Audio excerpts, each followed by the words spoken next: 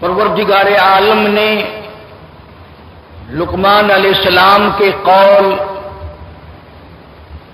انہوں نے جو اپنے بیٹے کو نصیحت وصیت فرمائی، اللہ کو اس پر اتنا پیار آیا کہ قرآن میں ذکر فرما دیا۔ آج ہم اپنی اولاد کو زیادہ سے زیادہ یہ کہیں گے پیسے خراب نہیں کیا کرتے، تنخواہ گھر لایا کرتے ہیں، کمائی گھر لایا کرتے ہیں، ایسا نہ کرو ایسا نہ کرو۔ لقمان علیہ السلام نے اپنی اولاد کو، اپنی نسل کو جو وصیت فرمائی وہ ہماری نصیحتوں سے مختلف ہے۔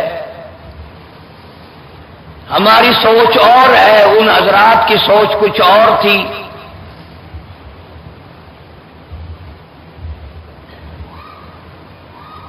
لقمان علیہ السلام نے سب سے پہلے وہی اہم بات کی جو سارا قرآن ہر جگہ کرتا چلا آ رہا ہے،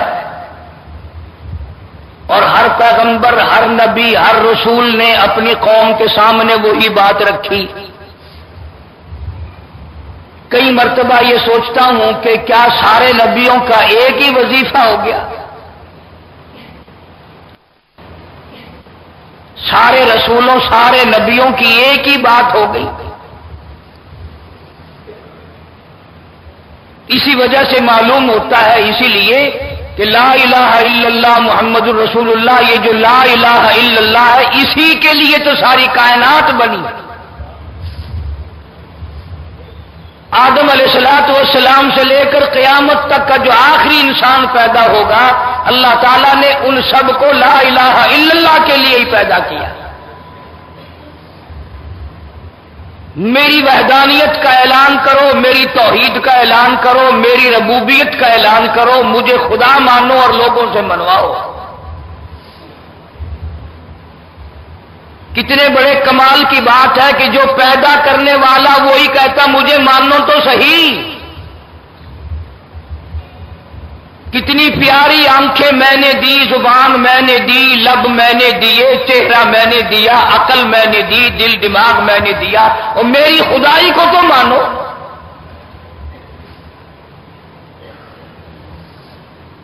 آج لوگ چار پیسے ہوئے نہیں اور خدا کی خدائی دماغ سے نکل جاتی ہے۔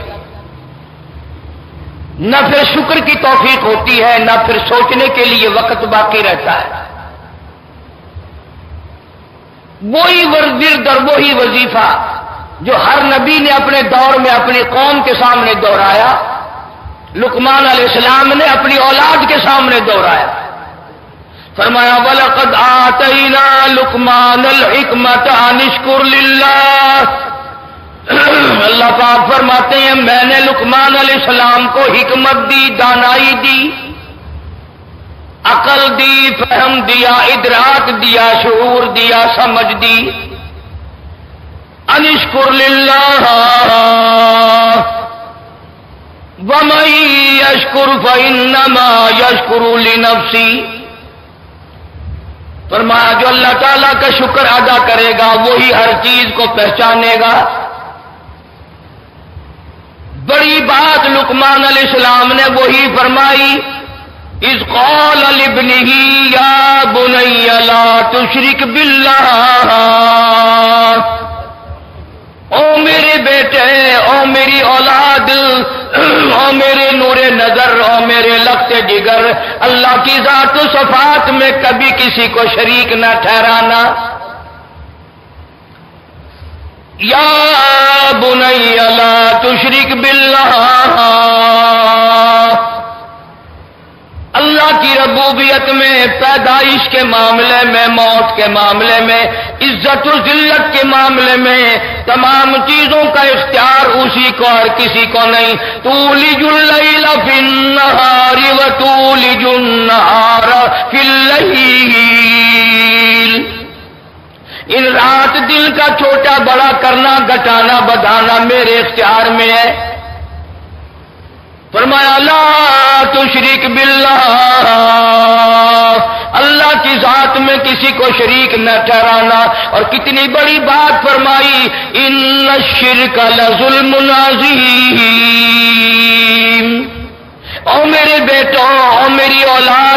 शिरक से बड़ा जुल्म कोई नहीं, शिरक से बड़ा कहर कोई नहीं, शिरक से बड़ा गुनाह कोई नहीं, शिरक से बड़ा जुर्म कोई नहीं। अल्लाह ने ऐलान कर दिया, जिस गुनाह को चाहूंगा माफ कर दूंगा, जिस खता को चाहूंगा माफ कर दूंगा। मैं अगर चाहूंगा रेत के जर्रात से ज्यादा गुनाह होंगे उन्हें माफ कर दूंगा, मैं चाहूंगा समंदर के कतरों से ज्यादा गुनाह होंगे उनको माफ कर दूंगा, मैं चाहूंगा दरख्तों की पत्तों से ज्यादा गुनाह होंगे उन्हें माफ कर दूंगा, मैं चाहूंगा पहाड़ के वजन से ज्यादा गुनाह होंगे उन्हें माफ कर दूंगा, मैं चाहूंगा आसमान के सितारों से ज्यादा गुनाह होंगे उन्हें माफ कर दूंगा। और मेरे बंदे याद रखो ये बात, इन्नल्लाह ला यगफिरु अन युशरक बिही व यगफिरु मा दून ज़ालिका लिमन यशा। और मेरे बंदों मेरा ऐलान सुनो, हर गुनाह को चाहूंगा बख्श दूंगा, लेकिन याद रखो शिर्क के लिए मेरे पास कोई माफी नहीं।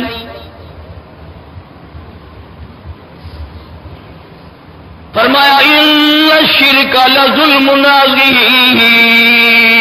और मेरे बेटे शिरक बड़ा जुल्म है, शिरक बड़ा भारी गुनाह है, शिरक बड़ा कहर है, ना काबिल माफी गुनाह है।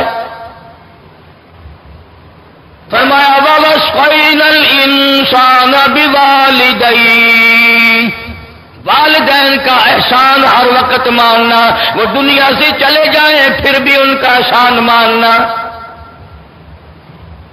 माँ बाप का एहसान आदमी को ताजिंदगी मानना चाहिए, ताजिंदगी उनको याद रखना चाहिए। आज हमारी ये हालत है, आंखों के सामने हो फिर भी कदर नहीं, फौत हो जाएं तो कभी नाम तक नहीं। जैसे औलाद का हक है, बीवी का हक है, जिंदा लोगों का हक है, फौत हो जाने वाले, कब्रों में चले जाने वाले माँ बाप का फिर भी हक रहता है। इरशाद फरमाया मदनी करीम सल्लल्लाहु ताला अलैहि वसल्लम ने, अच्छा आदमी होने की अलामत ये है, नेक आदमी के होने की अलामत ये है, वो अपने माँ बाप के लिए हर वक्त बख्शिश की दुआ मांगता हो। अल्लाह पाक जल्ले शानो ने हम सब पर कितना बड़ा करम फरमाया, हर नमाज के आखिर में दुआ सिखा दी, दुआ मांगो रब्बना व तक़ब्बल दुआ, रब्बना इग़फिर ली व लिवालिदैया। अल्लाह फरमाते हैं सलाम फेरने से पहले अपनी माँ के लिए मुझसे बख्शिश का सवाल कर, अपने बाप के लिए मुझसे बख्शिश का सवाल कर। वो बेशक कब्रों में है, वो चले गए, अरसा हो गया उनकी मौत को, लेकिन अल्लाह पाक फरमाते हैं तू तो उनकी औलाद है, तू तो उनको बेटा है, आज भी उनके लिए दुआएं मांग। बैतुल्लाह में जाए वहां भी दुआ मांग, रोज़े रसूलुल्लाह सल्लल्लाहु अलैहि वसल्लम पे जाए वहां भी दुआ मांग, जहां नमाज पढ़े वही माँ बाप के लिए बख्शिश की दुआ कर। फरमाया ववस्सैनल इंसान बिवालिदैहि हमलतहु उम्मुहु कुरहन व वज़अतहु कुरहा। सुभान अल्लाह। अल्लाह पाक फरमाते हैं तुझे क्या मालूम है, वो 9 महीने जो तुझे पेट में उठाए फिरी उसने कितने दुख उठाए, तू इन बातों को क्या जाने, तुझे इल्म नहीं इस बात का। वालिदैन के एहसान के बारे में हज़रत लुक़मान अलैहिस्सलाम ने अपने बेटे को नसीहत फरमाई और फरमाया या बुनैया इन्नहा या बुनैया अक़िमिस सलात वअमिर बिल मारूफ वनह अनिल मुनकर। और मेरे बेटे नमाज को कायम कर, नमाज को मजबूती से पकड़, सारी जिंदगी में नमाज कज़ा न कर। वअमुर बिल मारूफ, नेकियों का हुक्म करता रहे, वनह अनिल मुनकर, बुराइयों से रोकता रहे, अच्छाई को जहां तक हो सके फैला, उसका लोगों को हुक्म कर। अब एक सवाल पैदा होता है कि कई मर्तबा आदमी अगर किसी को नेकी के लिए कहता है तो लोग बुरा मानते हैं, लड़ाई करते हैं। फरमाया मन रा मुनकिरन फलयुग़य्यिरहु बियदी। इरशाद फरमाया मोहम्मद मदनी सल्लल्लाहु ताला अलैहि वसल्लम ने, लोगों من را منکرن فلیغیرہ بیدی، اگر کوئی برائی تم دیکھو ہاتھ سے مٹا دو، اگر تمہاری طاقت ہو تو اس کو زبردستی ختم کر دو، اس برائی کو مٹا دو۔ ومن لم یستطع، اگر یہ طاقت نہیں فبلسانی، زبان سے ضرور کہو یہ برائی نہ کرو۔ برا مانے بھلا مانے، تمہیں چاہیے کہ تم کہہ دو، اور اگر تم ایسا نہ کرو گے تو جب خدا کا عذاب آئے گا، خدا کا جب قہر آئے گا، خدا بند کریم کی طرف سے جب غضب آئے گا تو اللہ پاک کا اعلان ہے پھر وہ برا نیکی کرنے والا بھی نہیں بچے گا، وہ بیچ میں آئے گا۔ اس نے منع کیوں نہیں کیا، وہ رکاوٹ کیوں نہیں کرتا تھا؟ یہی وجہ ہے کہ آج ہم لوگ کرتے، لوگ کہتے ہیں کہ ہمیں کیا لینا، کوئی جس طرح کر رہا ہے وہ کرتا رہے۔ فرمایا یا بنیا کہ مصلاح، نماز کو قائم کر، وامر بالمعروف وانہی عن المنکر، برائی سے منع کرتا رہے، نیکیوں کا حکم کرتا رہے۔ فبلسانی، زبان سے منع کر دے، اگر ومن لم یستطع، زبان سے کہنے سے بھی کوئی سر پھوڑتا ہے، سر اتارتا ہے، قتل کرتا ہے۔ فرمایا ومن لم یستطع، اگر یہ بھی طاقت نہیں ہے، فبقلبہ، دل سے تو برا بالکل جان کہ یہ برے لوگ ہیں، بری بات ہے۔ فرمایا وذالک اضعف الایمان، یہ ایمان کا سب سے گھٹیا درجہ ہے۔ ایک آدمی گزر رہا ہے، کنجری کا گانا ہو رہا ہے، کم سے کم دل میں تو یہ جانے کہ یہ لوگ بدماشی میں لگے ہوئے ہیں، بہت ممکن ہے کہ ان کا ایمان پہ خاتمہ بھی نہ ہو، اسے منع کرتا ہوا چلے، کم سے کم دل میں اس کو برا جانے، اور اگر دل سے برا نہیں جانتا تو فرمایا کہ پھر رائی کے دانے کے برابر بھی ایمان نہیں ہے۔ کسی قسم کی برائی ہو، نشے کی برائی ہو، حرام خوری کی برائی ہو، کوئی برائی بھی ہو، جو اس کو برا نہیں جانتا، حدیث پاک کا فیصلہ ہے، محمد کریم صلی اللہ علیہ وسلم نے فرما دیا پھر اس کے اندر رتی کے برابر بھی ایمان نہیں ہے۔ اور یہ پتہ اس وقت چلے گا جب موت کا جھٹکا لگے گا ایمان ہے کہ نہیں۔ آج کل تو کوئی پتہ نہیں چلتا، ہر آدمی کہتا ہے بڑا ایماندار میں ہوں، وہ کہتا مجھ سے بڑا ایماندار کوئی نہیں۔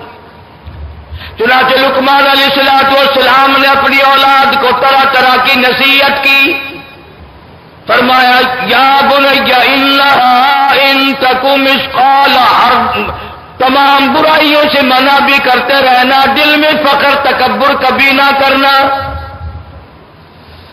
ارشاد فرمایا مدنی کریم صلی اللہ تعالی علیہ وسلم نے جس کے اندر تکبر ہوگا، رائی کے دانے کے برابر بھی فخر ہوگا، جنت میں جانا تو درکنار جنت کی ہوا بھی نصیب نہ ہوگی۔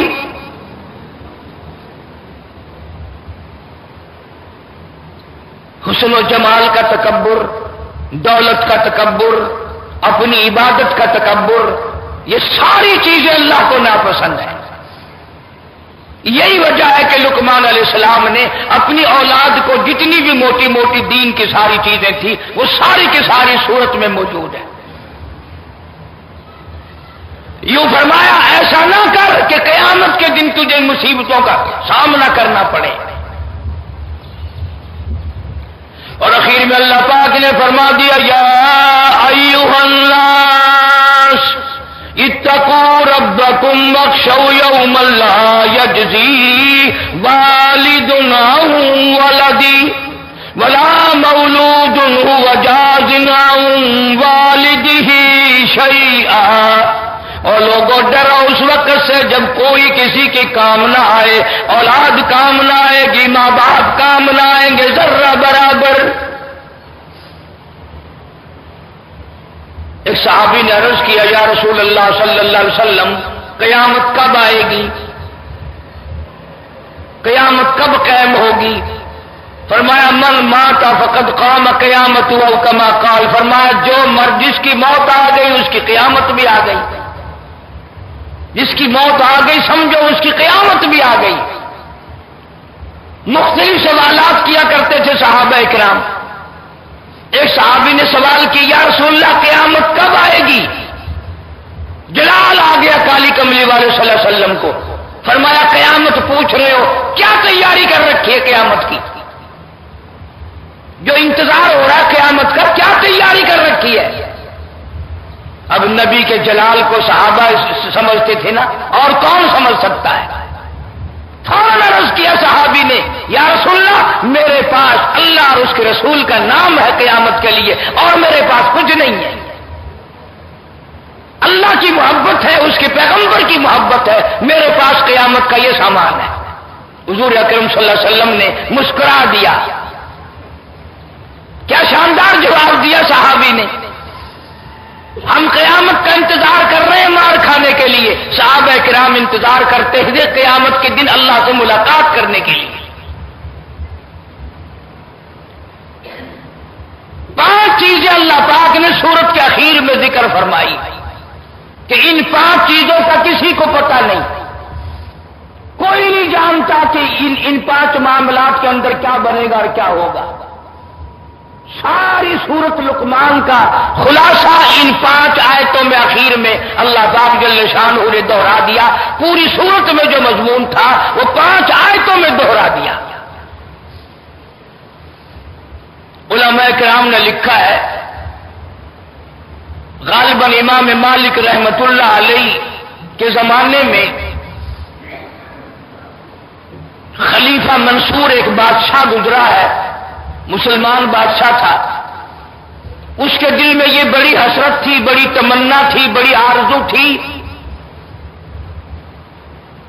کہ مجھے پتہ چل جائے موت میری کب آئے گی، کتنی عمر باقی ہے، کتنی میری زندگی باقی ہے۔ بادشاہ ہو کر اس کے دل میں یہ آرزو تھی، یہ حسرت تھی، یہ تمنا تھی کہ مجھے علم ہو جائے میری زندگی کتنی باقی ہے تاکہ میں زیادہ نیکیاں جمع کروں۔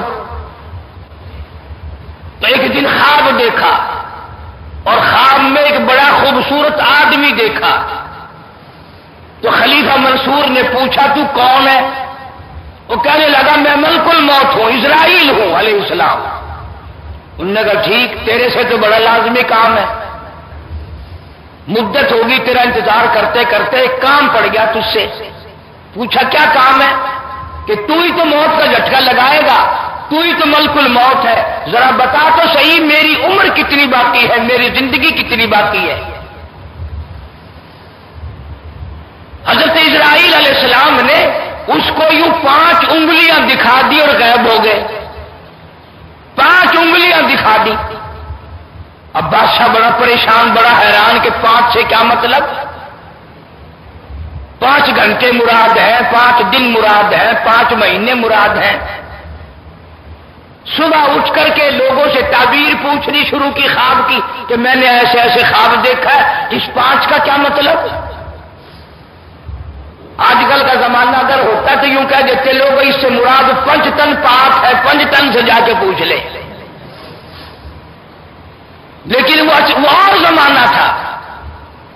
خلیفہ منصور نے جب صبح ایک سے پوچھا، وہ بڑا کڑوے مزاج کا مولوی تھا، وہ کہنے لگا بس جی تیاری کرو، 5 گھنٹے رہ گئے۔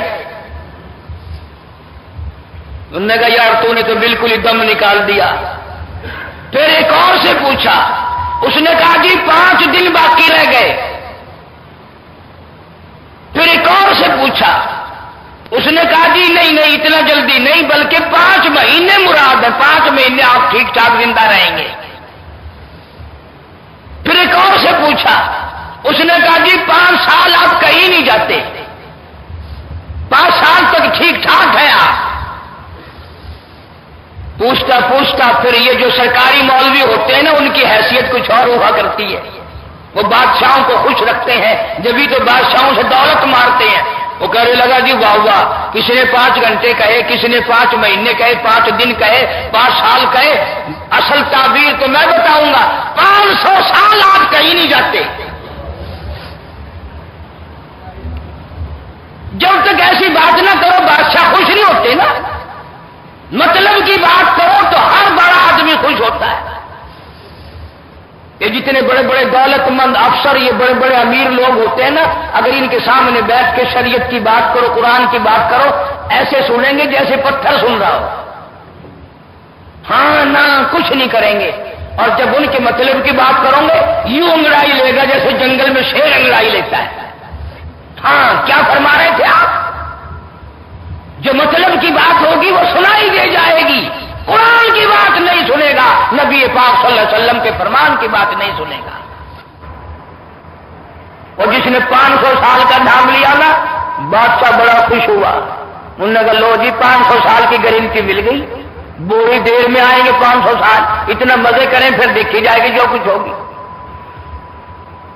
نگر تسلی پھر بھی نہ ہوئی کہ یہ 500 سال کہنے والا کبھی پیسے لینے کے لیے نہ مار رہا ہوگا، تو سارا عدالت کا چکر تو ہوتا ہے۔ وہ چلتے چلتے امام مالک رحمت اللہ علیہ کو بلا لیا اور بلا کے پوچھا کہ مجھے تو مولویوں نے مار دیا، جو کسی نے تو میری جان ہی نکال دی کہ 5 گھنٹے رہ گئے، خیر وہ گھنٹے تو گزر گئے، کسی نے 5 دن کا کہا میری جان نکلنے کو ہو رہی ہے، کسی نے 5 مہینے کا بتایا، کسی نے 5 سال کا بتایا، کسی نے 500 سال کا نام لے دیا۔ امام مالک رحمت اللہ علیہ فرمانے لگے سب کے سب نے جھوٹ بولا، 5 گھنٹے بھی مراد نہیں، 5 دن بھی مراد نہیں، 5 مہینے بھی مراد نہیں، 500 سال بھی نہیں، بلکہ اسرائیل علیہ السلام نے 5 انگلیاں تجھے دکھائی، اس کا یہ مطلب ہے سورۃ لقمان کی آخری 5 آیتوں کی طرف اشارہ کر دیا فرشتے نے کہ یہ تو نے وہ بات پوچھ لی جو 5 میں سے ایک ہے، ان 5 کا تو مجھے بھی کوئی علم نہیں۔ یہ تو نے وہ بات پوچھ لی، مجھے بھی علم نہیں، جب حکم ہوتا ہے فلاں کی جان نکال میں اس وقت نکالتا ہوں، اس سے پہلے مجھے کوئی پتہ نہیں ہوتا کس کا وقت کب آئے گا۔ پھر بادشاہ کی سمجھ میں آئی بات کہ یہ ان 5 میں سے ایک ہے۔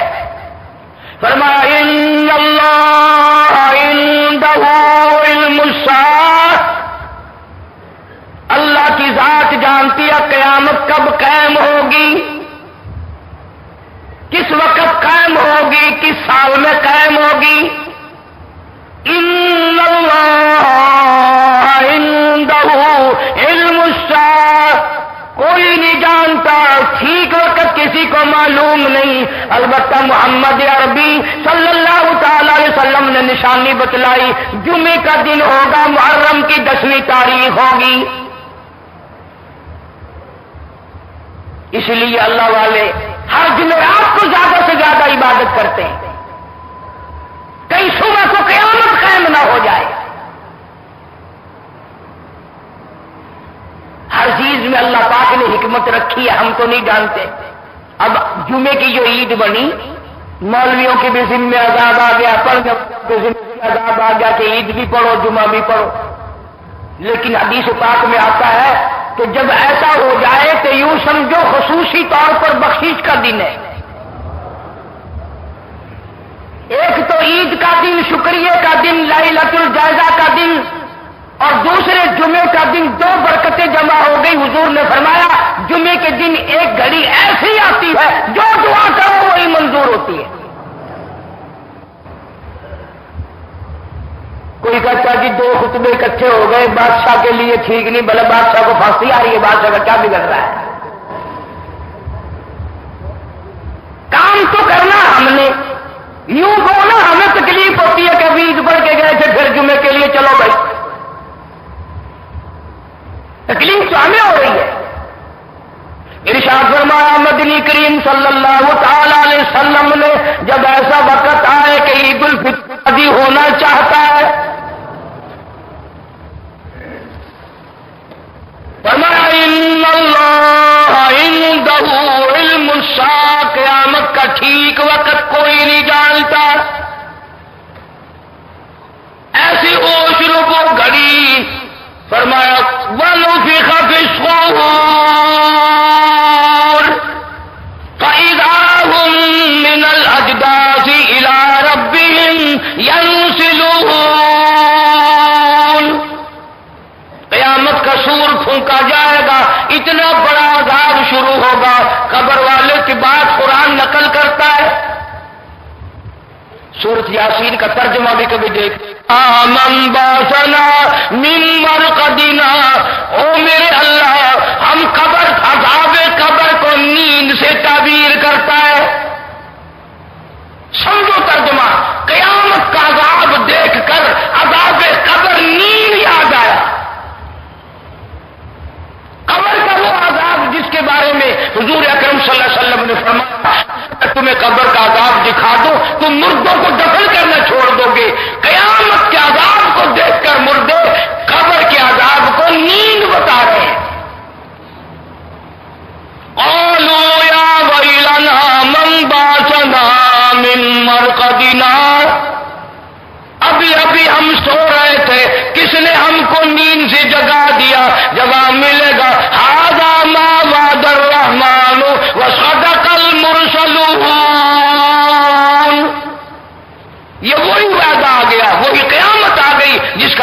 نبیوں نے وعدہ کیا، جس کا قرآن میں تم سے وعدہ کیا گیا تھا۔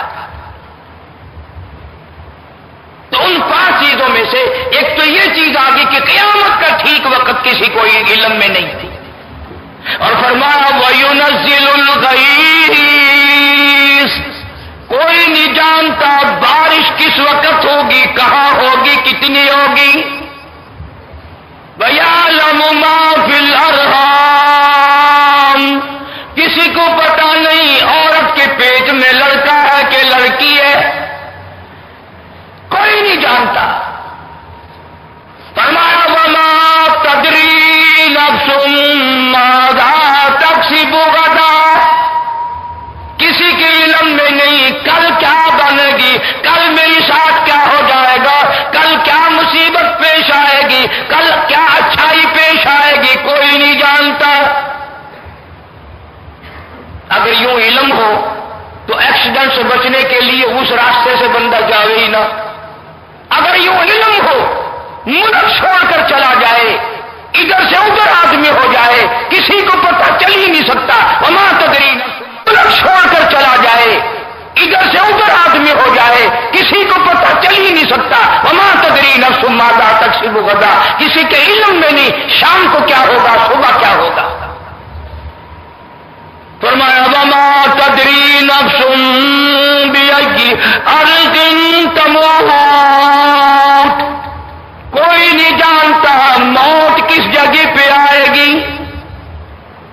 کسے معلوم ہے سمندر میں آئے گی، خشکی میں آئے گی، ہوائی جہاز میں آئے گی، یا زمین پہ آئے گی، آپریشن روم میں موت آئے گی، یا تڑپ تڑپ کر سڑک پہ ایکسیڈنٹ میں موت آئے گی، یا بیوی بچوں کے سامنے تڑپ تڑپ کے مرنا پڑے گا، بنگلہ دیکھتے ہوئے موت آئے گی، یا کوٹھی کو دیکھتے ہوئے موت آئے گی، یا خداوند کریم کا قرآن دیکھتے ہوئے موت آئے گی، کلمہ پڑھتے ہوئے موت آئے گی، یا شراب پیتے ہوئے موت آئے گی، اللہ کی ذات جانتی ہے۔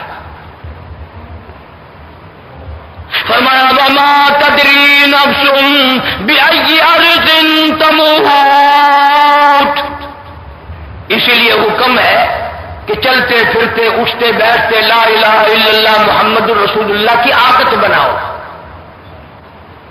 مزاج بناؤ، طبیعت بناؤ، تاکہ دم نکلتے وقت بغیر سوچے منہ سے کلمہ نکل جائے۔ جو فرمایا من قال لا الہ الا اللہ دخل الجنہ او کما قال النبی صلی اللہ علیہ وسلم، حضور نے فرمایا جس آدمی کا آخری لفظ دنیا میں لا الہ الا اللہ محمد رسول اللہ ہو، حضور فرماتے میں ضامن ہوں وہ جنت میں جائے گا۔ تب بد نصیب لوگ ہم ہیں، گالیاں منہ سے نکلتے ہوئے موت آ رہی ہیں، گیت گاتے ہوئے موت آ رہی ہے، پتہ نہیں دنیا کی کیا کیا گپیں کرتے ہوئے موت آ رہی ہے، بے ہوشی میں موت آ رہی ہے، کلمہ نصیب نہیں۔ فرمایا ان اللہ علیم خبیر، ان ساری چیزوں کے جاننے والا میں ہوں، میرے سوا کوئی نہیں۔ کیوں؟ اس لیے قیامت کے دن بھی میرا اعلان ہوگا لمن الملک اليوم، ہے کوئی بادشاہ آج دم مارنے والا؟ کون حکمراں ہے؟ آؤ سامنے بادشاہ کہاں گئے؟ فرمایا للہ الواحد القہار، میں خدا کی بادشاہت ہے، قیامت میں بھی بعد میں بھی پہلے بھی میری بادشاہ چلتی ہے۔ قرآن کریم کی ہر آیت میں ہزاروں حکمتیں ہیں، ہزاروں مسئلے ہیں، ہزاروں اللہ پاک نے اس میں اسرار رکھے ہیں، ہم سمجھنے کی کوشش نہیں کرتے۔ قرآن کا ترجمہ تو کیا سمجھیں گے، ہم پڑھنے کی کوشش نہیں کرتے۔ رمضان المبارک میں جن حافظوں نے قرآن سنایا، سنا، پڑھا، دور کیا، عید کے بعد منزل کی چھٹی کر جاتے ہیں، قرآن دیکھنا نصیب نہیں ہوتا سارے سال۔ یہ بھی اللہ کا عذاب ہے، بڑا بد نصیب ہے وہ آدمی کہ جب موت آئے تو قرآن چھوڑ کر مرے، جب موت آئے تو وہ قرآن والا بن کے نہ مرے۔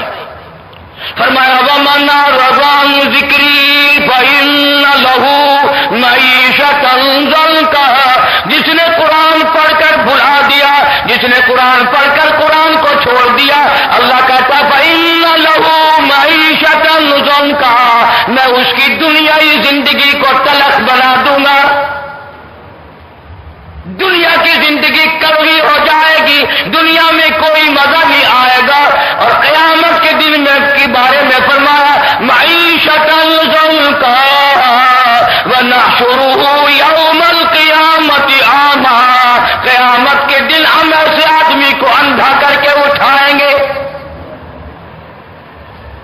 आदत है ना, रमजान में नाज़िल पढ़ने वाले भी पढ़ते हैं, ईद पढ़ने वाले भी पढ़ते हैं, जिसको 2-4 सूरतें याद हैं वो भी पढ़ते हैं, और ईद के बाद फिर कुरान को छोड़ देते हैं, नमाज को छोड़ देते हैं। तो अल्लाह ने फरमाया असल तो मैं उसकी दुनियावी जिंदगी को तलख बना दूंगा, वरना क़यामत में उसे अंधा करके उठाऊंगा। फिर फरमाया क़यामत में वो रोएगा, पछतावेगा, ठोकरें खाएगा, टकरे खाएगा और कहेगा क़ाला रब्बि लिमा हशरतनी आमा वक़द कुन्तु बसीरा, इलाही मैं दुनिया में देखने वाला था, आज ये ठोकरें कैसी, आज ये टकरे कैसी, आज ये परेशानियां कैसी। आवाज आएगी क़ाल कज़ालिक अततका आयातुना फनसीतहा, तुझे याद होगा मेरा कुरान तेरे पास आया, मेरा कुरान तेरे घर में रखा रहा, मेरा कुरान तेरी चारपाई के पास था, मेरा कुरान तेरे कमरे में था, फनसीतहा, तूने मेरे कुरान को भुलाया, मेरे कुरान को ठुकराया, वकज़ालिकल यौम तुनसा, आज मैंने तुझे भुला दिया। उस वक्त तूने मेरे कुरान की परवाह न की, आज मुझे तेरी परवाह नहीं। इसलिए जितना हो सके एक पाइया क्यों ना हो, एक रुपया क्यों ना हो, जो कुरान नाज़रे यही पढ़ना जानता है वो कुरान का दीदार रोजाना किया करे। हदीस पाक में इरशाद है, हुजूर अकरम सल्लल्लाहु अलैहि वसल्लम ने फरमाया जैसे जमीन वालों को चांद सूरज नजर आते हैं, आसमान वालों को वो घर वो जगह जहां कुरान की तिलावत की जाती है यूं ही नजर आते हैं जैसे आसमान जमीन वालों को सूरज चांद नजर आते हैं, आसमान वालों को वो घर चांद सूरज की तरह नजर आता है। औरतों की आदत भी यही बन गई कि रमजान आया तो जरा अच्छी तिलावत कर ली, और ईद गई तो फिर कुरान की भी छुट्टी। तो लिहाजा कुरान को छोड़ने वाले हो के न मरो, बेनमाज बन के न मरो। मुसलमानों की आदत होगी बेनमाज बन के मरना। बीमारी आई नहीं, 8 दिन पहले बेनमाज हो जाएगा, महीना पहले बेनमाज बन जाएगा, 1 दिन पहले लाजमी बेनमाज होके मरेगा। और खात्मे का एतबार है, सारी जिंदगी की नेकियां खत्म हो जाती है अगर मरते वक्त आदमी नमाज को छोड़ के मर जाए। मौलाना मोहम्मद यूसुफ साहब सबका जो रहमतुल्लाह अलैह तबलीगी जमात के अमीर, शाखुल हदीस मौलाना मोहम्मद ज़करिया साहब रहमतुल्लाह अलैह के दामाद थे। शाखुल हदीस साहब ने खुद लिखा है कि मेरी बेटी थी और मौलाना मोहम्मद यूसुफ साहब रहमतुल्लाह अलैह की घरवाली थी, इतनी बीमार लेटे लेटे सर के इशारे से नमाज पढ़ रही थी। रुकू का इशारा किया तो जिंदा थी, थोड़ा सा ज्यादा इशारा सजदे का किया, उसी में जान निकल गई। सजदे के इशारे में जान निकल गई, सजदे के इशारे में मौत आ गई। क्या खुशनसीब है वो लोग जिनकी मौत सजदे में आ जाए। कितना खुशनसीब है वो आदमी जिसकी मौत कुरान पढ़ते हुए दुरूद पाक पढ़ते हुए मौत आ जाए। जब ये फिक्र होगा, जब ये तबीयत में लगन होगी तो इस्तिग़फ़ार की आदत डालो, दुरूद पाक की आदत डालो, कलमा तय्यबा का विर्द करो, चलते फिरते उठते बैठते। एक तो नेकियां बढ़ेंगी, अमाल बढ़ेंगे, और एक मरते वक्त कलमा नसीब हो जाएगा। अल्लाह ताला हम सबको आखिरी वक्त में कामयाब फरमाए और ईमान के साथ हम सबका खात्मा बिल खैर फरमाए। आखिर दावाना अल्हम्दुलिल्लाह रब्बिल आलमीन।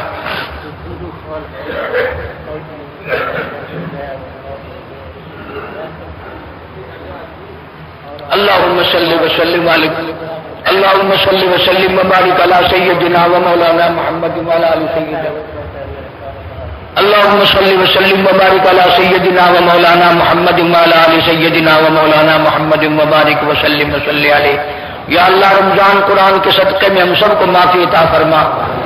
یا اللہ جمعہ اور عید کی اکٹھے ہے مولا، ہم تیرے دروازے پہ سب فقیر ہاتھ پھیلائے بیٹھے. یا اللہ سب کو معافی عطا فرما، سب بیماروں کو شفا عطا فرما، سب کے دکھ دردوں کو دور فرما، سب کی پریشانیوں کو دور فرما.